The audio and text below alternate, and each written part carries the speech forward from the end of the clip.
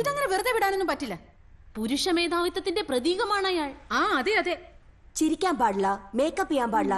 ഇതെന്താ അടിമപ്പണിയോ?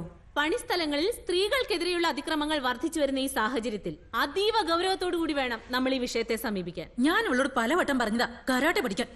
2 പഞ്ച് ഒരു കിക്കും, അവന്റെ കോട്ടയം ബോർഡ് മടങ്ങും.